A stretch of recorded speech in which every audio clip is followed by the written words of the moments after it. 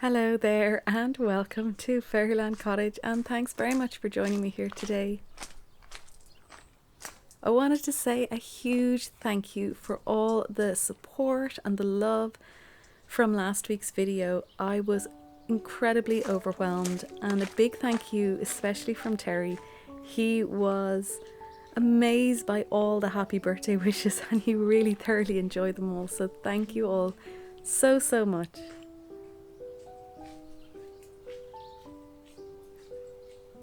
So Fairyland this week, it's been a really quiet week. What I'm doing is I'm focusing on, like I always say, going with the seasons, but just what's in season at the moment, what herbs I can pick, what berries that I can pick, some nice wildflowers. At the moment the Buddlia is in bloom, but it's starting to fade away, so I just wanted to grab a few before they disappeared till next year. And the Buddlia are a wildflower that grow in abundance in Ireland, and they're loved by the bees and the butterflies. And they have a beautiful kind of sweet smell.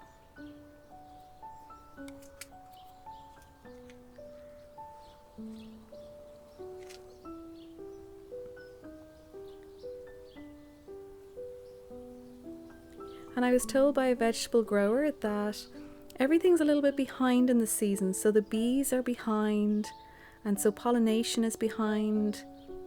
So things like if a beekeeper's making honey, the honey wouldn't be ready, or vegetables aren't ready as early as they would have been this time last year.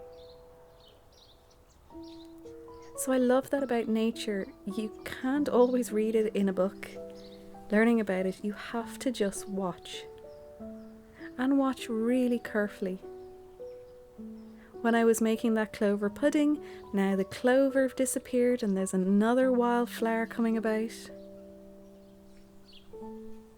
It really makes me focus so much on the present moment, but also the abundance that nature has around us.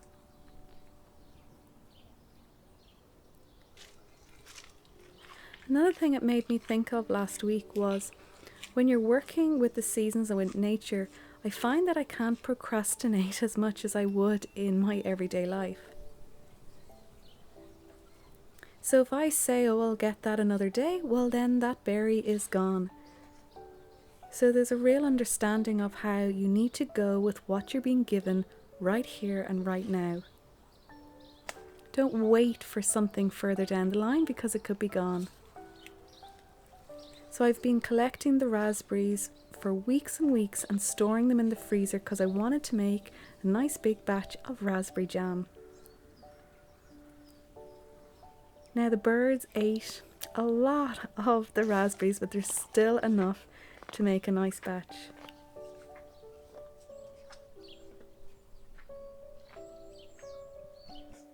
So another thing that happened during the week is I needed to get new batteries for the weighing scales, and I just don't want to be wasting so much.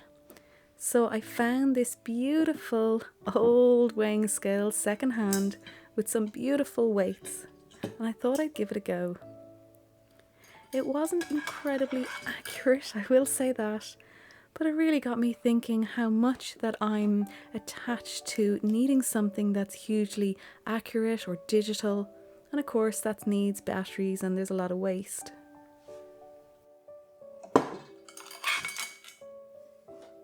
So I use an incredibly simple recipe: sugar, raspberries and water. And when I was younger I used to watch my grandparents make jams from blackcurrants, blackberries, raspberries, strawberries, but I always thought it was something huge and complicated. And it really is incredibly simple.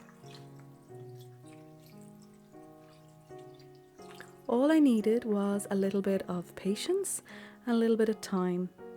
You have to slowly dissolve the sugar. You can't do it too fast on too high a heat. And then you bring it all to the boil and you have to watch it because it will go from liquidy to then a little bit of a jelly consistency.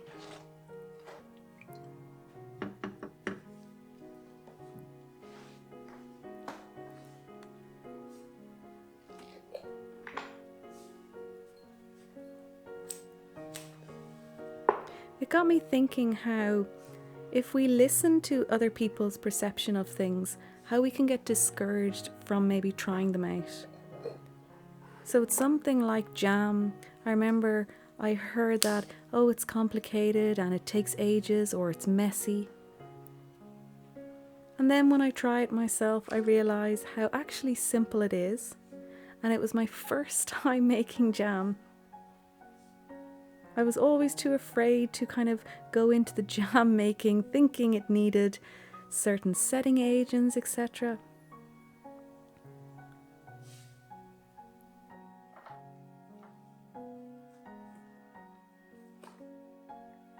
And when the blackberries come around, we can make some blackberry jam.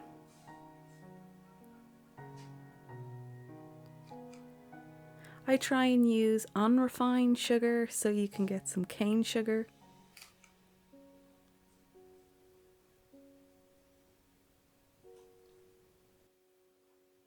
But there's really nothing like a little bit of toast in the morning with some homemade jam.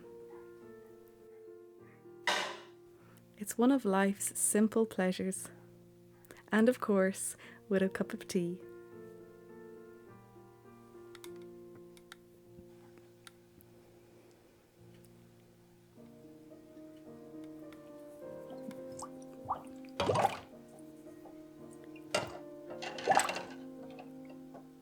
So sterilizing jars, it's a lovely way to reuse jars that you have, and it's very simple to do in some boiling water. You don't need anything fancy.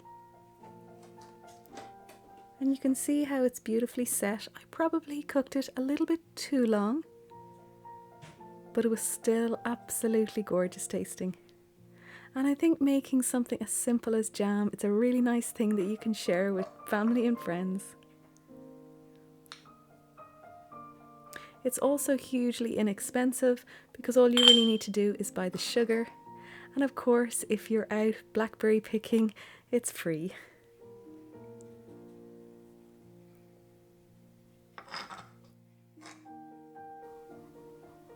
So that's it for this week. It was just a really quiet week here in Fairyland.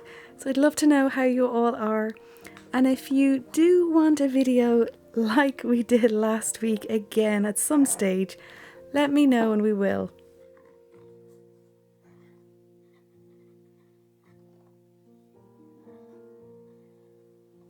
So thanks very much for watching. As always, chat here below or over on Instagram. Have a wonderful week. Keep it simple, and I'll see you in the next video.